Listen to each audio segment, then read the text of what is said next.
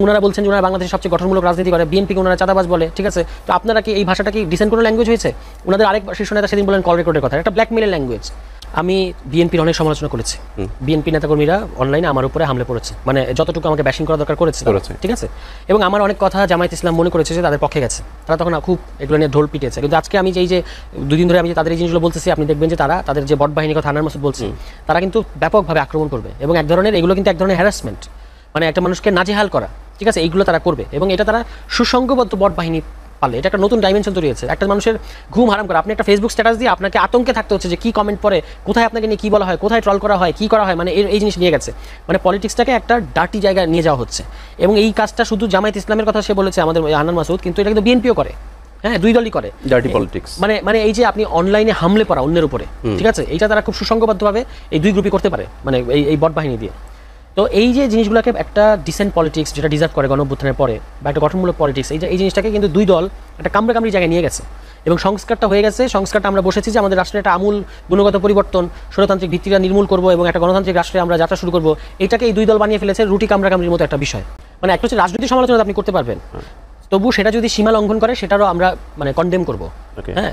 কিন্তু আমি যেটা বললাম এটা হচ্ছে একেবারে ব্যক্তিগত আক্রমণের জায়গায় চলে যাওয়া এবং রাজনীতিকে আপনার একটা মানে টক্সিক বানিয়ে ফেলা, ঠিক আছে। এবং বিশেষত অনলাইনে একটা দমবন্ধ করা পরিবেশ। আপনি এখন জানেন যে অনলাইন পরিসরটাকে আপনি এটা ফর্মালি আপনার ইলেকটোরাল পলিটিক্স কিংবা সংসদীয় রাজনীতির কোনো পার্ট না, কিন্তু এটাকে বাদ দিয়ে আবার আপনি এখন ভাবতেও পারবেন না, ঠিক আছে।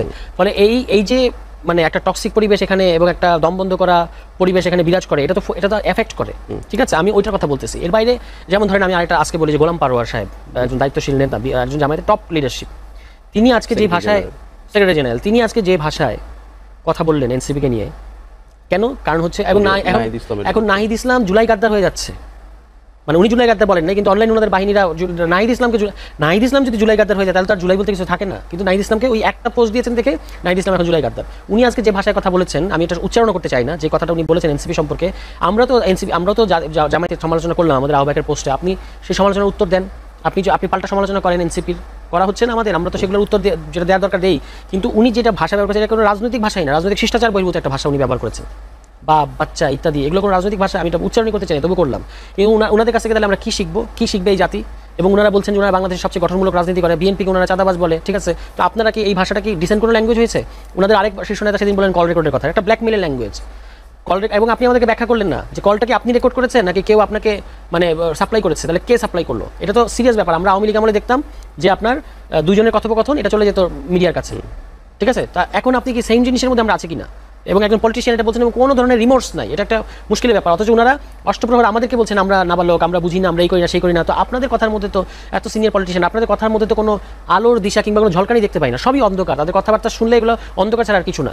তো তারা আমাদেরকে মানে যদি একটা ভালো ডেমোক্রেসি, ভালো শাসন দিতে চান, তাদের নিজেদেরকে পরিবর্তন করতে হবে। 2 দল কি, এবং বিশেষত জামায়াত ইসলামের যে আজকে যেমন ধরেন তাদের যে মাঠে একটা কর্মসূচি ছিল ঢাকায়, সেখানে তারা বলেছেন যে নভেম্বরে গণভোট না হলে ইলেকশন হতে দেবে না। এই যে ভাষা, হ্যাঁ, মানে এটা আপনারাও তো বলছেন যে আপনার প্রতীক না দিলে কিভাবে ইলেকশন হয়, আপনার প্রতীক না দিলে ইলেকশন, আপনি একই জিনিস করতেছেন। এবং আপনি একটা নতুন দলকে শুধু এতদিন বলা হতো যে এনসিপি জামায়াত একই, এখন একটা রাজনৈতিক গঠনমূলক সমালোচনা সহ্য করতে পারছেন না আপনি। তো আমরা যে বিএনপিকে কনসিস্টেন্টলি একটা বছর সমালোচনা করলাম, এখানে তো বিএনপি আমি বলবো যে আরো বেশি রাজনৈতিকতার পরিচয় দিয়েছে। আপনি দেখেন সালাউদ্দিন সাহেব যখন জুলাই যোদ্ধার, এটা বলে আমি শেষ করি, জুলাই যোদ্ধার নিয়ে যখন উনি একটা ফ্যাসিস্ট এটা মিলিয়ে একটা বক্তব্য দিলেন, আমরা কিন্তু এটারও করার সমালোচনা করেছি। উনি আবার এটা নিজেকে স্বাগত জানিয়ে উনি সংবাদ সম্মেলনে এসে বলেছেন যে কথাটাকে মিসকোট করা হয়েছে, আমি এভাবে বলেছিলাম, আসলে এই অর্থ।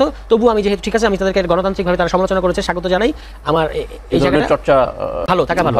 আর আপনাকে একটা সমালোচনা করার কারণে আপনি কি ভাষা ব্যবহার করছেন এনসিপি মানে গণঅভ্যুত্থান করেছেন, তারা পলিটিশিয়ানদের হাতে দায়িত্ব ছেড়ে দিয়ে চলে গেছে এবং দেশ আবার আগের মতো গেছে। কিন্তু আমরা এবার মনে করেছি যে বাংলাদেশ যে কারণে বারবার গণঅভ্যুত্থানের মতো পরিস্থিতি তৈরি হয়, বাংলাদেশ রাষ্ট্রের যে একটা গভীর সংকট আছে, এইটা চেঞ্জ করা দরকার।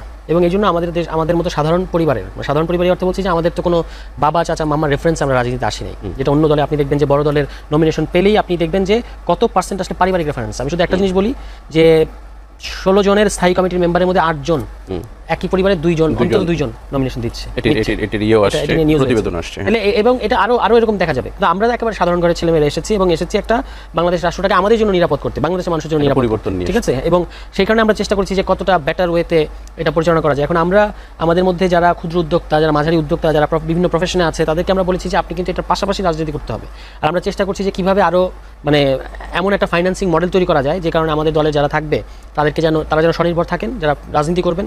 আর যেন ওই যেগুলো বাংলাদেশের যেটা মাসুদ ভাই বললেন যে এটা পলিটিশিয়ানরা কি করেন, চাঁদাবাজি করেন, এই ধরনের খারাপ কিছুতে যেন জড়াতে না হয়, এটা আমরা চেষ্টা করছি। এবং ক্রাউড ফান্ডিং করে আপনারা অন্য দলকে জিজ্ঞেস করেন যে তারা কিভাবে চলে, তাদের ফান্ডিংটা কিভাবে, এটা কমপ্লিটলি অস্বচ্ছ একটা ব্যাপার।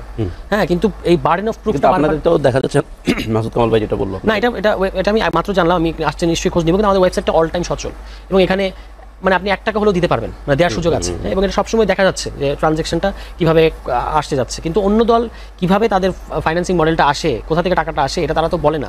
কিন্তু বার্ডেন অফ প্রুফটা বারবার এনসিপির উপরে আসে।